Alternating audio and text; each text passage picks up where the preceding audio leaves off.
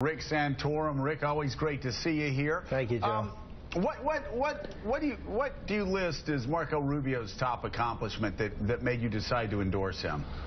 Well, I mean, I would just say that there's a guy who's been able to, number one, win a tough election in Florida and pull people together from a variety of different spots. This is a guy that I think can work together with people. That's the thing that I like about him the most, that he's someone who brings people together, and at a time with there's such divisiveness in Washington, I was looking for someone that can win this election and who wasn't a divider. And I think that's the problem I have with everybody else in the field. So he can win. But he's been in the Senate for 4 years. Can you name his top accomplishment in the Senate, actually working in the Senate, doing something that tilted your decision to Marco Rubio? You know, here's what I would say about that. My feeling on Marco is someone who has tremendous potential, tremendous gifts. If you look at being a minority in the United States Senate in a year where 4 years where nothing got done, I guess it's hard to say they're accomplishments. I mean, tell me what happened during that 4 years that was accomplishment for anybody. Well, I mean, it was a complete gridlock. Wait a minute. But hold on. The Republicans have actually been in the majority for the past 2 years. Can you name one thing that he's passed? Okay, well, first off, that he's passed in the last 2 years? Joe, look, the Republicans have been a majority for 1 year and 1 month, of which, as you know, he was running for president primarily. The first 4 years, he was in the minority, and nothing got done. And by the way, what happened this year under the Republicans that he got done? In Florida?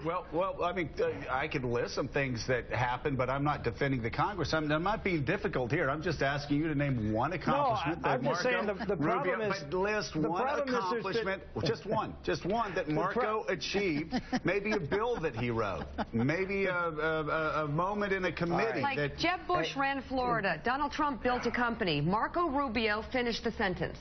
Yeah, okay, Marco Rubio was #1, the Speaker of the Florida House, in which something that's a minor deal. I mean, he was elected by his colleagues to be the Speaker of the House.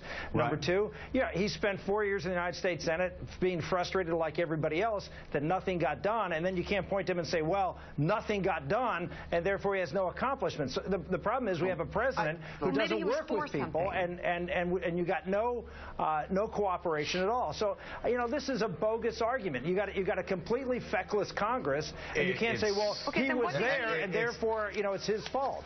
It's actually not a bogus argument. All I'm asking is a simple question. I'll ask it one more time, and don't attack me, because we've been friends for a very long time. And I'm not attacking you. No. Let me ask the question one more time. List one accomplishment that Marco Rubio has achieved in 4 years in the United States Senate. And it doesn't even have to be a passed bill.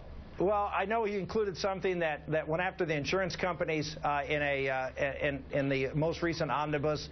I know that he fought for that to stop bailing out insurance companies. That's one thing that I'm familiar with that I just saw recently. But and again, he was on the campaign trail and accomplished that. The bottom line is there isn't a whole lot of accomplishments, Joe, and I just don't think it's a fair question to say you look over the last 4 years where nothing has happened and then blame one person because he didn't get accomplishments done. Neither did President Obama. I actually, you know what, Rick, through your ups and downs in the United States Senate, I could list several accomplishments that you had. I want to